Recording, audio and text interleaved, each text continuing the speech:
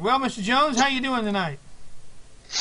I'm doing good, Rich. How are you? I was good till that thunder and lightning hit, man, and that thunder came through and lightning flashed and electric went off, and I jumped through the roof here just a second ago and had to restart everything. Oh, okay. I thought you got mad and just took your toys and went home. Yes, yeah. I'm done. I'm going home. Heck with it. I'm taking my football. I'm leaving. They've been calling for thunderstorms for 2 days up here. It rained every bit of 20 minutes this morning. It's cloudy here and the wind's blowing, and it was sprinkling just a minute ago. I'm jealous we're not getting any rain, thunderstorms, or anything up here. I don't think I'm living right. We were getting light rain, and I had an occasional distant rumble of thunder, and I was playing that Toes video, and next thing I know, there was this horrendous crash. And it was the thunder. I mean, there was no rumble or anything. It was just like lightning hit. Wham! The whole place lit up. And my electric flashed. And I lost everything. And my daughter ran in. Are we okay? I said, I'm still breathing. You're still breathing. We're okay. Let's find out everything else. So while it rebooted, I looked around. Other people coming outside looking around at their buildings to see if they're all right. I don't know what it hit, but now that I've got my... Yeah, that's my excitement for the month. I'm good. There you go. Pacemaker's working still. So, yeah, we're doing all right. All right, tonight's show is... What are we going to talk about? We're going to talk about canning and prepping and off-the-wall places to get food if Sammy wants to tell you about it, because I'm not. And whatever else we want to talk about. I went over to around the cabin. I was put up a blog today on a video here the other day about doing the math on canning. I don't know if we talked about that last week or not. I don't think so. No, we didn't get to that one. And about what we do as preppers and how did we get it to where we are today? I mean, Rich, what started you in prepping? Why do you do your bushcraft? Why do you can? Well, why can't you just go to the store and I know that we're not arrogant people, but I'm an arrogant person. It's all about me. Yeah, I know. Your head's bigger than your shoulders. That's just because you were deformed as a kid, not because you're arrogant. That's right. But why are we the way we are? What brought us to where we're at? All right. We got some good people in the rooms to ask. I mean, I'd love to hear Castle Mom's story and yours and Sammy's and just what's going on in the world and where we got to where we're at and why did we do it. Well, we can do that. We can bring people in on Skype if they're on Skype, and we can bring people in via phone call if they want to talk to us. Just let us know in the room. If I have you on Skype, I'll bring you in. You can talk to us. And if not, you can always call in on the phone, however you want to do it. I want to say hello to Nancy Poloski that made it into the room. Hi, Nancy. And secretly, I've got a crush on her. But I understand I've been watching everybody else. Everybody else got a crush on her also. So, let's see. Castle Mom says she's on Skype. All right. Well, let me twist this around here. I can do this. I don't see no video, Rich. Are we okay? Well, you don't see a video. No, not in the room. There's no video in the room? I'm looking at a black screen. Well, did you push the player to make it play? That might help, huh? Yeah, are we coming through on video, people?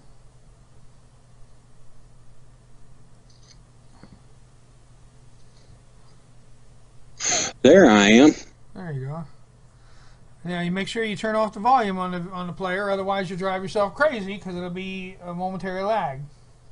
I've already done that. Yeah, all right, very good. Silo says learned how to can from down the family line. There you go. That's where I learned too. I mean, from my mama, and I love it. Let's see if we can bring. Let's see.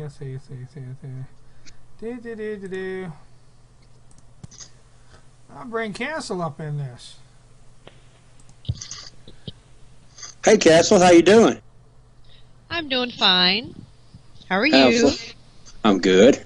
How's everything out on the West Coast? Rain. Totally raining all day, today and yesterday. I'm just tired of it. Well, you should be used to it by now. I mean, that's what it does out there. Yes, it does that out here. But, geez, it's going into summer now. Uh-oh, somebody's echoing back. Who are we echoing back through? I'll sit back a little bit away from the TV and see if that helps, or computer. All right. Now, Castle, his questions was, what did you ask Phil? What brought you to this position that you're in now? What started you into this? Oh, you're asking me I'm asking you. You've been doing this for many years. You've been taking care of the kids and doing everything else and all that stuff. What started you into, being I don't want to say a prepper or a self-reliant person? I mean, okay. What brought you down the path to where you're at now? What started you down this path? How did you get to where you are? Well, I can thank my grandmother and my mother. My mother because of her laziness, but my grandmother because she made sure that I knew everything or close to everything that she knew. I started cooking when I was 5 years old over a wood stove. I started sewing at the age of 8 on a treadle machine. And my grandma wanted me to know how to support myself. My father even taught me how to hunt, how to chop wood when I was a kid. I've shot black powder rifles, pistols, any kind of caliber firearm. And he told me, I want you to know how to stand on your own and depend on yourself without having the need for a man. So I learned everything. But what got me really into doing it for the past 3 or 4 years was I started seeing the economy and the way it was going. I started seeing the food prices go up. And now in Congress, they are cutting the budget to food stamps. I have been on Social Security SSI for the past 15 years. I've been on food stamps for 15 years. And being on SSI, even though it's a federal welfare type system, I don't see it lasting. Right now, the state of Washington is pulling back their budgets, they're cutting budgets, and they have cut budgets by 50% to all unemployment recipients that have been on unemployment for 6 months. Now with these federal mandated budget cuts to food stamps, guaranteed Washington State will begin cutting theirs. So on my measly $180 in food stamps that I support 2 people on now, not totally, but I put mine into the house pot to, but we all each get approximately that amount, 150 each. I see our food stamps being cut anytime between June and September. Well, let's. I'm going to go off on a little tangent here, if you guys don't mind for a second. But the food stamp thing and the welfare stuff and the other things. Now, if you're on food stamps, that's one thing. SSI, welfare, there are medical reasons. I have no problem with that. The original plan was, remember, a few years back, it was, we'll give you 3 years, and then you find something else. What it was is for the people who were not physically disabled, it was for the people that needed help and a hand up. I have no problem with helping somebody and giving them a hand up. The problem I have is when you have grandmother on food stamps and housing and other stuff, the mother on the food stamps, the housing and other stuff, and then you have the daughter who's 16 and pregnant, and going, it's okay because I'm going to get an apartment next month and I'll be here and my baby will be taken care of and I have a place to live and I have this and I have that. We are teaching people how to live off the system, and we need to stop the system that's doing it.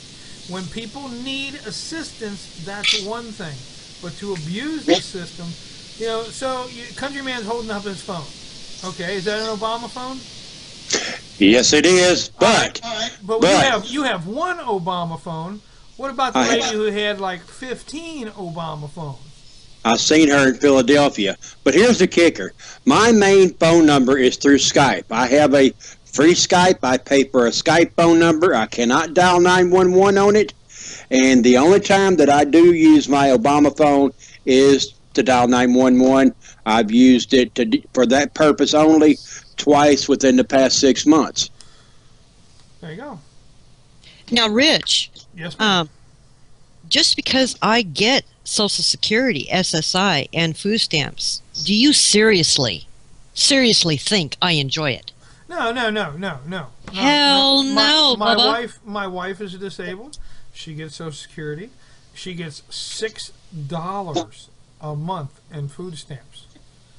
And, right. You know, so it's she was at the doctor's yesterday and other things like that. Would she rather carry a regular job? Yes. And being on Social Security, and being that she knows she can't do that, she has tried to work a part-time job.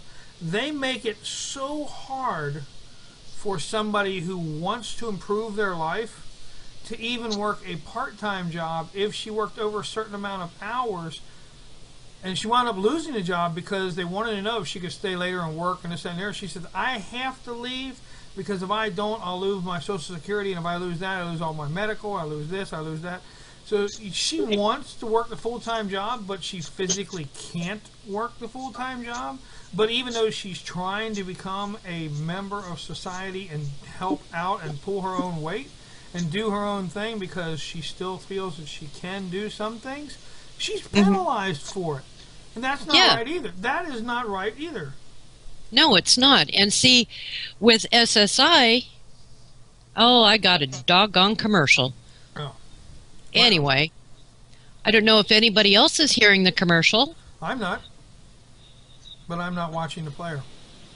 Ah. Because if I watch the player, you guys will hear every commercial.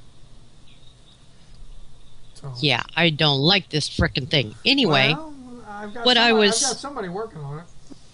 What I was going to say was, myself being on SSI, if I went out to work, every dollar I make, I would lose from SSI. I don't get a certain amount of hours that I can work. I get taken dollar for dollar. If I make $700 a month, my SSI goes bye-bye. Well, but the point is, I know I cannot work in a regular job physically, which is why I'm going back to school so that I can gain knowledge to work online. Right. And that's part of my self-sufficiency, my self-reliance. I'm trying to teach myself a skill to where I can work and make money. But on the other hand, I am also stocking up. I am looking at sales. I go to thrift stores. I prepare. I've turned around and traded all of my electrical items for hand crank. Items that you do not need electricity to run, just in case. I've got wheatberry, I've got candles, lamps, you name it, I've got it. But because that's the main thing that started me, was seeing that I could possibly lose my income.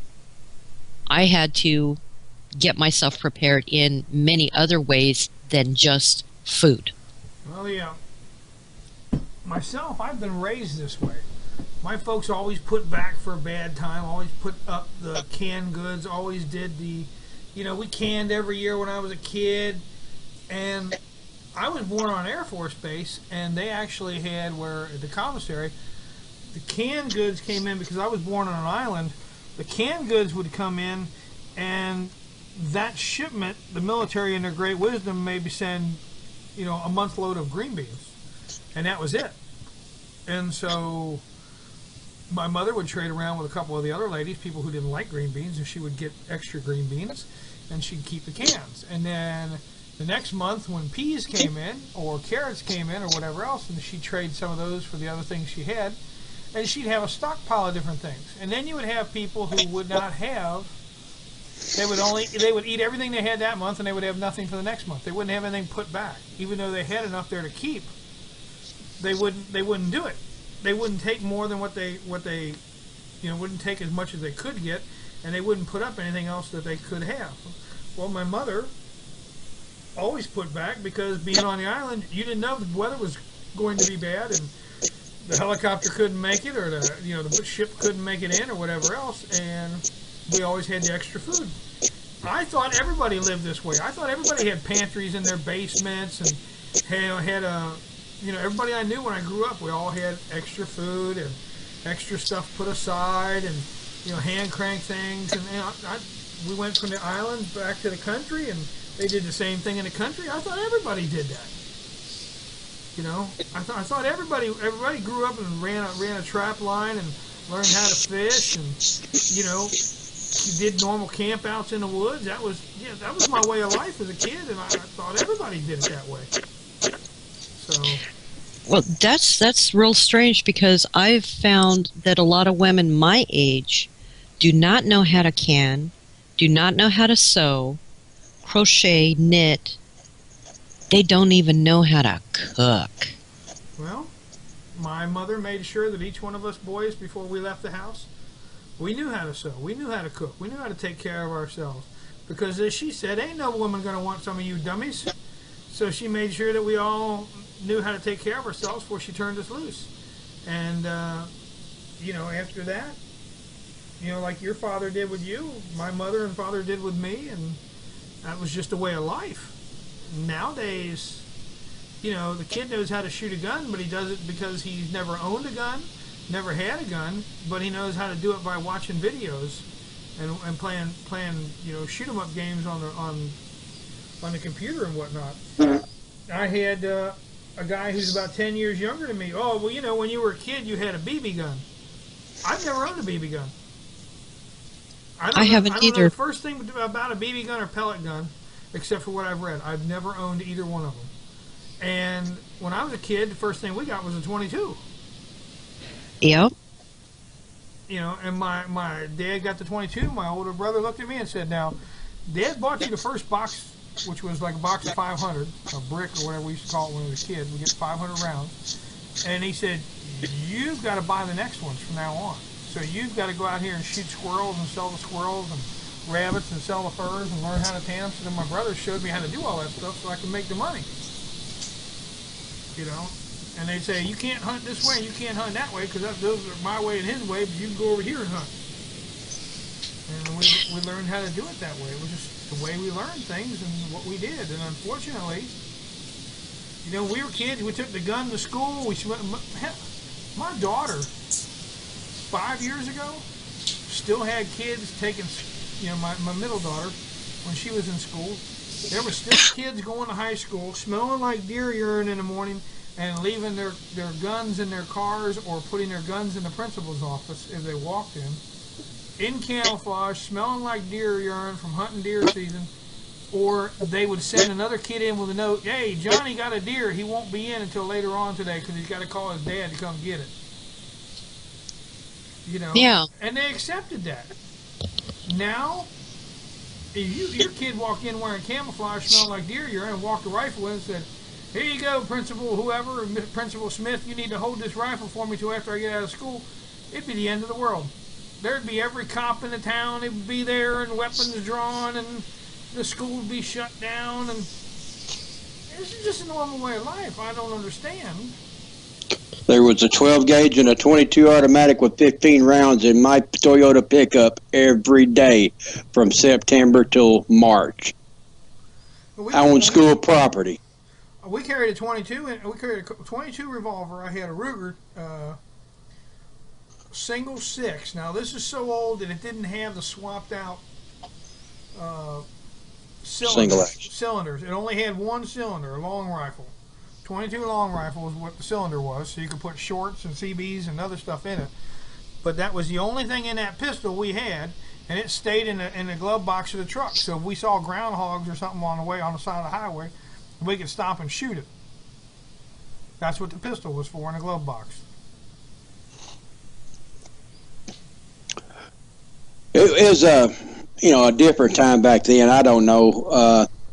A lot of things have changed, but I think we're getting off the subject. But as far as canning, why do you do, Rich? Why do you do what you do? I mean, as far as putting stuff back, are you afraid of the future, or no, absolutely not. Matter of fact, just the other way. I'm planning for the future. I'm not afraid of the future. I'm planning for the future, and I want to have, right now, if you ask my wife, she'd probably tell you I got about 3 years worth of food in this apartment. In my apartment, I've got 3 years worth of food here.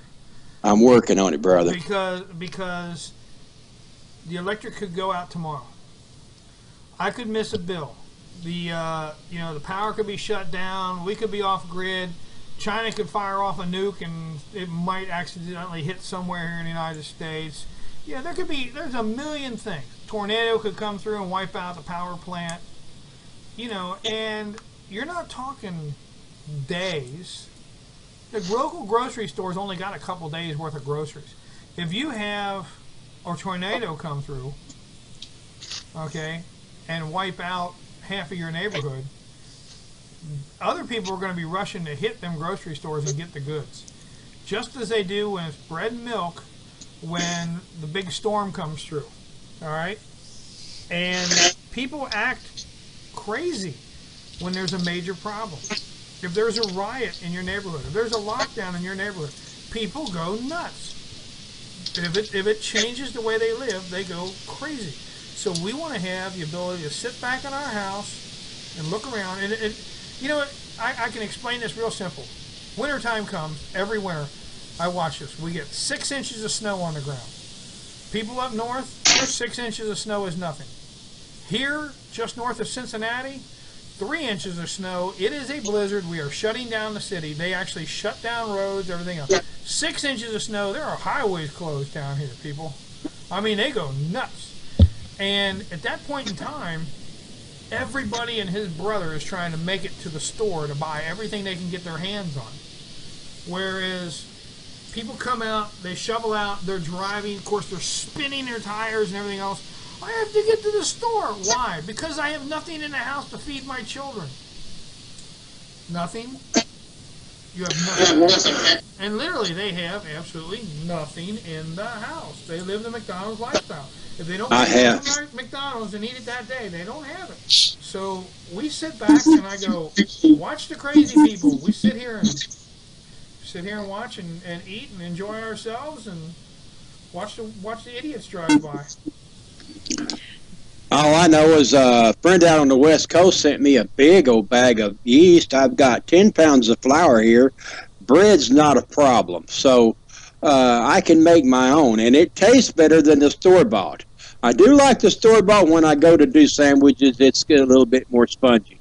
That's the only reason that I break down sometime and buy a loaf of the good stuff. But, you like canning, Rich. What all have you canned in the past 3 months? We have canned up hot dogs. I canned up some chicken off the bone. I had chicken breast I picked up on sale.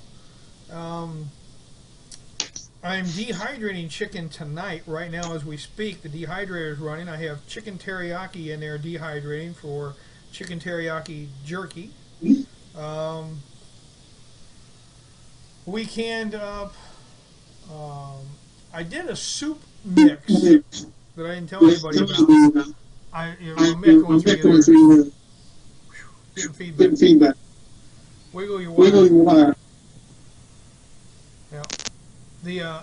We did a soup mix that I did up, that we canned, and we're going to see how that comes out. We haven't tried it yet, but we did up a soup mix with soup beans. It's got like 14 different beans in it, and did that up. And just the other day, I didn't can it, but I'm wondering if there's a way that I can can up yogurt cheese. Thought I've had today, and I don't know how Castle feels about that. If I can yogurt, can I do that? Will it stay the same? I do not think so. Well, if it's yogurt cheese, you can cheese. Now, Bear Prepper has canned cheese. Yeah. But yogurt cheese, I don't know for sure. What makes me wonder is if we can can butter. You can butter, yes. I know. I'm wondering about the yogurt cheese. I'm going to make some yogurt and the cheese and stuff, the powdered milk cheese after the first of the month. And there's only one way to find out. I will make some, pressure can it for 90 minutes, and we'll stick it on the shelf and see what happens. I'm wondering because I drained out, I did everything you showed on your video. I put I actually used an old handkerchief, that's a white handkerchief, and I put the yogurt in there, and I tied it up, and I let it hang and drip out most of yesterday. It was cool here, so I let it drip out most of yesterday.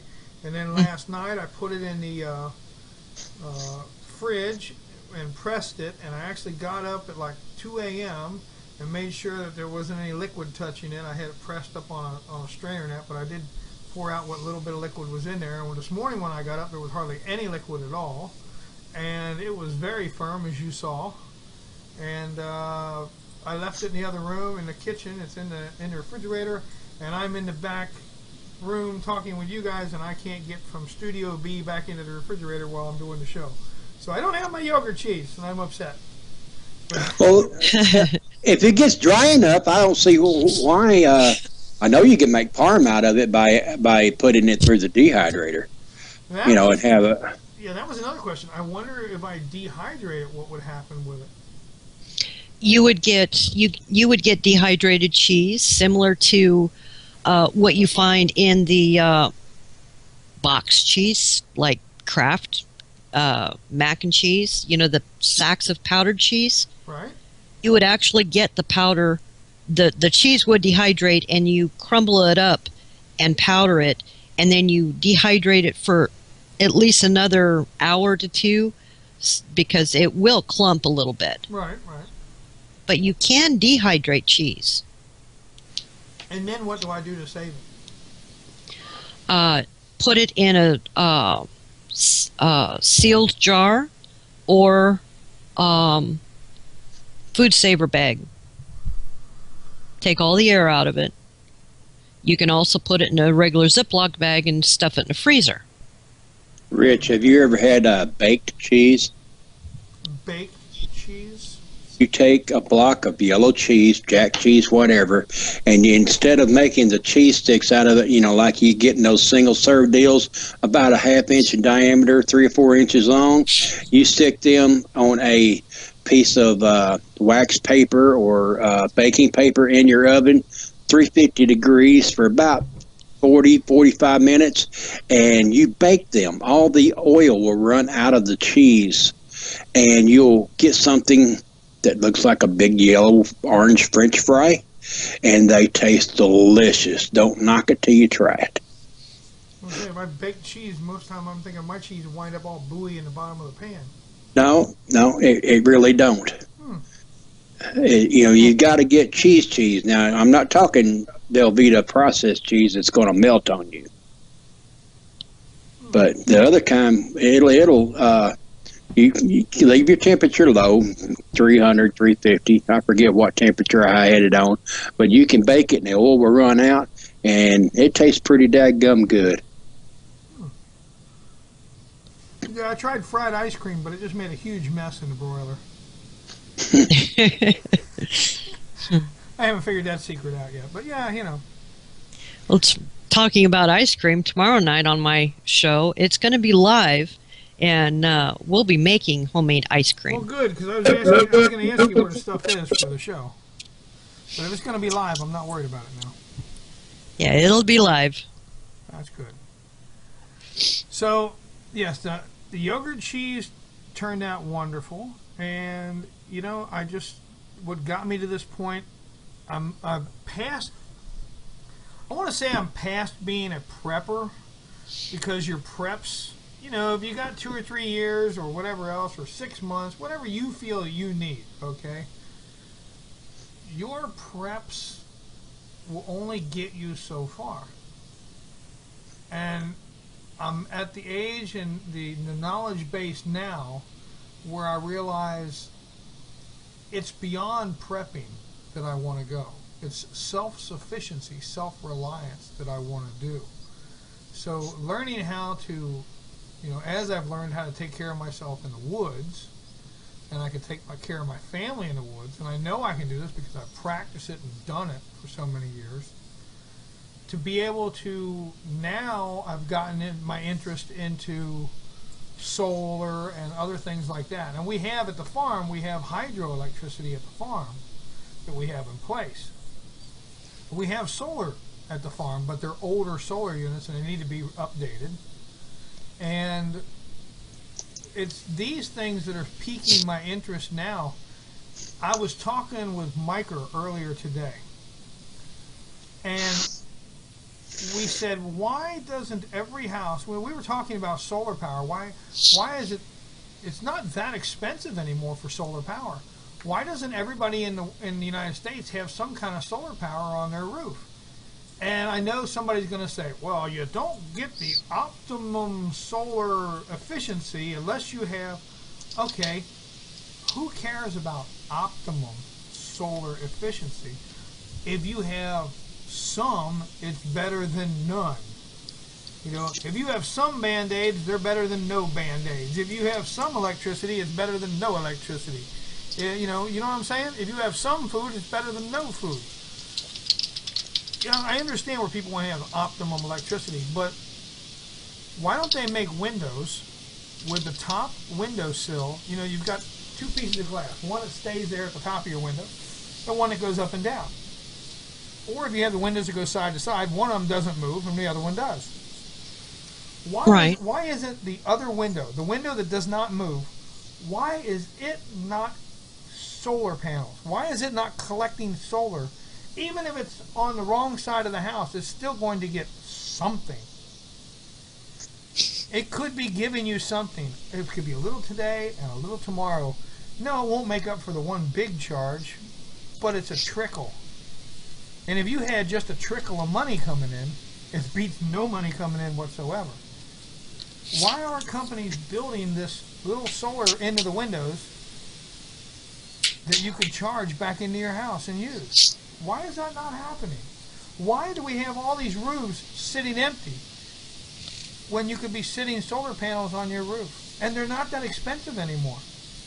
Because once those are installed on each and every roof or house, they lose money, they lose profits, they lose taxes to the government. The companies want everyone on one grid so that they can make the money, and you pay through the nose for it.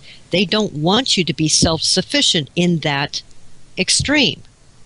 Well, I'm the kind of guy that if you don't want me to do it, I'm going to do it anyway. You know, and don't tell me no. Right. If it works out and it's a little bit better and it's a little bit easier on me, I want to do it. It's not that I'm mad, it's just the fact that I'm sitting here looking around going, you know, I've got to be able to put that solar panel, even if I don't attach it to the window, and it's not built into the window, what's keeping me from putting it against the window?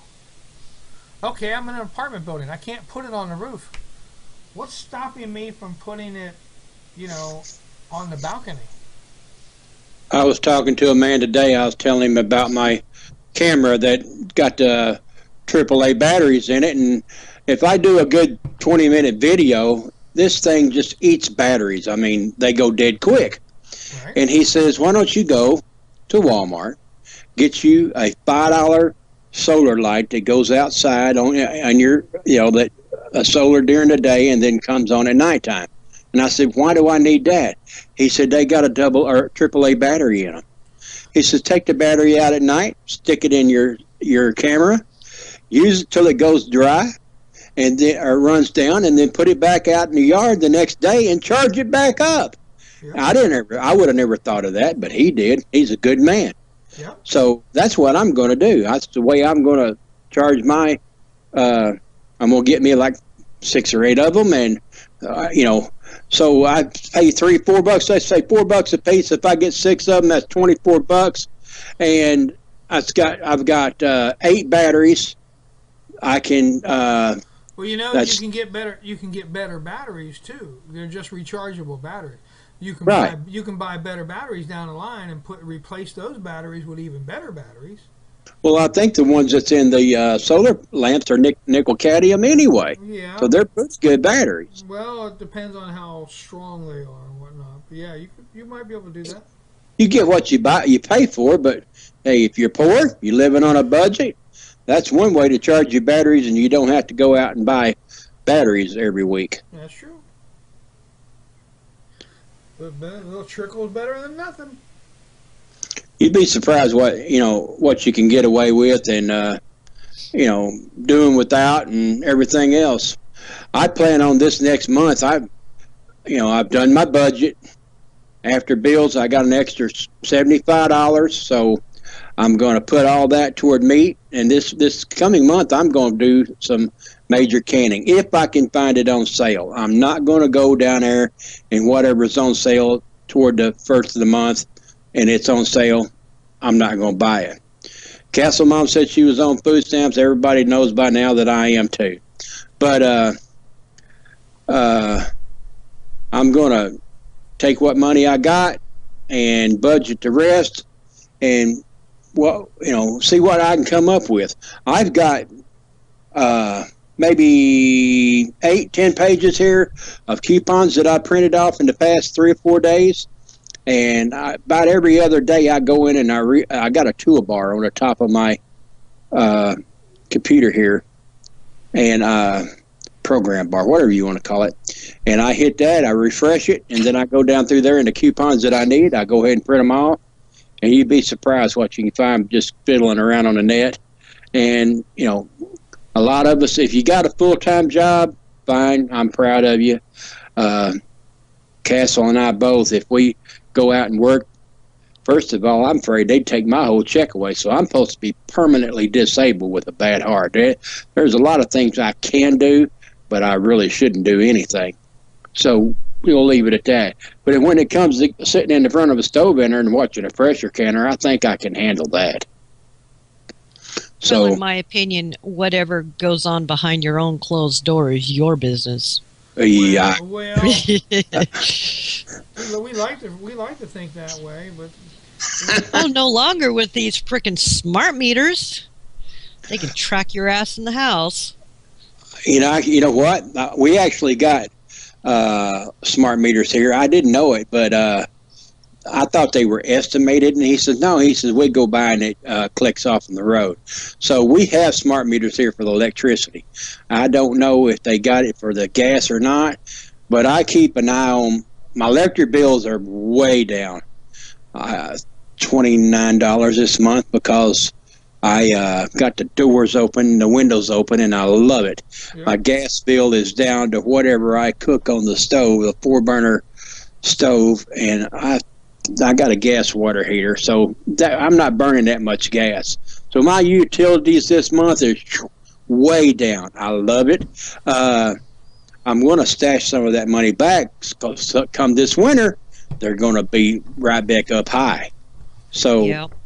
Now, you talk about money now. I just got rid of some silver the other day. I just cashed in silver. And there was a couple of things I wanted. I had some extra silver here, and I cashed in that silver. And it didn't pay so great. It was in the 20s. I mean, I could have cashed it in before, and it was almost $30, but it was down in the 20s. And I cashed it in this week and got a couple of special things and stuff like that because I can't eat silver. You know what I mean? Where'd you sell it at, Rich? The hawk shops up here are paying $7 a piece for silver dollars. Well, I took mine in there and I laughed at them and brought them home. Yeah, no, it's you pay. It's by the ounce. It's like $20-some an ounce for silver. I took in four. Let's see. I took in 4 silver half dollars, and I got $19. And I go to a coin shop down the street from my place. Down here is where I go. It's called Main Street Coin. It's here in Fairfield, Ohio, and I've been dealing with them a long time. And they watch Kitco.com. They watch Kitco's spot price, and they will pay you, you know, what the price is for your silver. Because their game is, if they buy the silver and gold, it'll go up and whatnot. Now they'll sell you silver. I think they sell it to you $1 over spot, but you buy it, or they'll buy it from you at spot. So That Kitco.com, you're talking about it, and I'm looking up the link. I just dropped it in the room. Yep. You can get up to date, up to the minute silver, gold prices on that website right now, anytime. I walk in there. They buzz me into at the place I go to. They buzz me in. I walk in, and they take care of you. They'll pay you that. They take a picture of your ID and everything. Well, they normally do that everywhere now, but they take a picture of your ID and they say you sign the paper and you take your money and leave. And it doesn't affect you until you start getting big money for silver or gold, when they start wanting to know who you are and whatnot, and then you got to start worrying about how you're going to buy that stuff. So buy and sell it real cheap, and if you can buy it off an individual, even better. But I sold it and I got $19 for $2 worth of silver. $2 worth of American money, which was actually silver, pre-war silver, silver coins. And so, like I said, I got $19 for those 4 coins. And then I took down an old silver necklace that I had got out of the ground with my metal detecting and a couple other silver coins, and I took them down and I got $36. See, that's you know, a lot of quote end quote preppers will go and buy silver, but why not do it the cheaper way and the backdoor way? Go to all your thrift stores, Goodwill, Salvation Army, all those different thrift stores. Buy up their silver jewelry. You can even try antique shops. Well, around pick here up their jewelry and then go turn it in. Around here, they already beat you to that. Yeah, that's They people got were guys doing that 4 or 5 years ago. Yeah, they wait by the door for the door to open every day, and then they would charge it in and go back to the silverware and stuff. They're already into that. There'll be 2 or 3 of them hooked together, and they've already got it. One person goes to the jewelry, one person goes to the silverware, and the other person runs up and down the aisles looking at the silver stuff that could be silver candlesticks or something like that, and they snag them off the shelves. They hit them every day in the morning. If you want to get into semi-precious metals and stuff, you go on eBay and put up bulk pennies for sale and see what you come up. There's rolls of pennies. Anything below, I think it's 59. All the Indian heads are solid copper. Yeah. A real penny nowadays is just I think it's zinc, ain't it, Rich? Yeah, it's got stuff inside it. Yeah. Yeah, zinc on the inside and then copper on it. It's just what they call gold metal flake, copper metal flake on the outside of copper. Yep. But you know, you take them copper pennies and copper. There's 3 cents worth of copper in a copper penny right now. They're going to do away with pennies because it is actually too expensive to make them. I know people who have buckets of old pennies, and they're waiting for them. They can't do anything with it because it's legal tender still. You can't cash it in for the copper value. So what they're waiting for is the government says they're going to do away with pennies, and when they do, and they no longer consider the penny legal tender, They will It's take the fair copper trade, down yeah. and trade it in for copper. Now, the other way that I go cheap for silver and gold and stuff like that is I metal detect. I took the money and I had and I bought a metal detector, and I go around and I metal detect old houses, playgrounds, pool areas, parks, especially older parks, and fishing areas and around lakes and everything else. I've gone, when the wintertime comes, I'll tell you, give you guys a hint. When the wintertime comes, the lakes get drained out, the pay lakes and the other lakes get drained out and they go down low. I go and walk the edges and get all the fishing lures. I take a pair of pliers and a bucket and I get all the fishing lures I can. I pick them up, I bring them back, and then I sell the fishing lures for 50 cents a piece at a yard sale or flea market. And the lead from the sinkers and everything, they're, first of all, they're getting to where you can't even get them no more.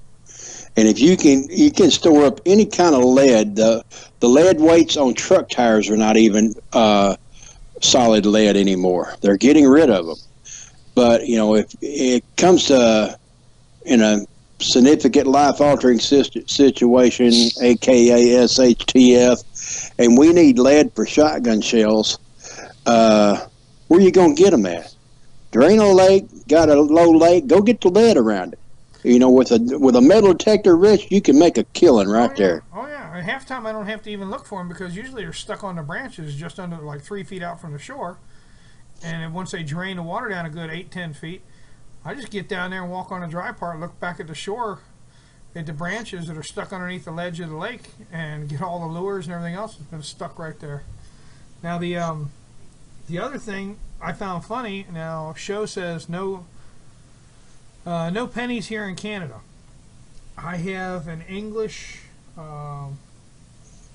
What's the equivalent to a 50-cent piece? It's a half a crown. I have a half a crown, an old half a crown, like 1940 something, half a crown. They looked at me and said, "I'll give you 5 cents for it." I bet they will. That's what they wanted to pay for it. Well, it doesn't do them any good over here. But it's silver content, is there not? No silver in it. Now, do you know that some older Canadian quarters actually are silver? I do. And you got Mexican money that's silver. Yeah. Some of the, 10 and 20 pesos are silver. We find Mexican money around here a lot more with people moving up from Mexico and other stuff like that. They're not, their pesos and stuff aren't any good. They throw their pesos and other things out on the ground. Looks like a very small penny.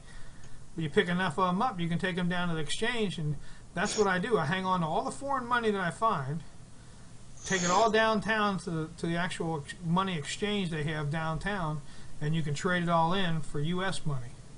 Mexicans won't put a centavo in their pocket. It ain't worth their time. You need a wheelbarrow load down there to even buy anything. Right. So when they get it back and change, they usually throw it on the ground. If they get it in America, if they get a penny in America, they'll throw it on the ground. It's just their culture. It ain't worth their time and making their pants sag on one side to carry a pocket full of them. And I snatch them up every time. Oh, I'm awful fat, but I ain't that fat that I can't bend over and pick up a penny. My mama would come back from out of the grave and haunt me if I didn't do that. Now, I roll my own change. What about you guys? Definitely. They got these machines you can go in and pay 9 cents on the dollar for them to tally up your change so that you can use it right then and there back in the store. So they take 9 cents on the dollar, and I said, you know, I can go over here and say, excuse me, to any bank, even if I don't bank there, and go, can I have some rolls? And I just count them out here and stack it up. So usually when I'm waiting for a video to load, I'm rolling money. So, yeah. Somebody's flipping around. Phil's messing with his thing. There we go. Well, I'm froze on the picture I'm looking at, so I thought I'd refresh my video. Well, you ain't getting any better looking. Oh, man. Well, it's 9:01. We've did a show already with the different things we've been talking about. What would you like to close the show with, Phil? If I can do it, anybody can.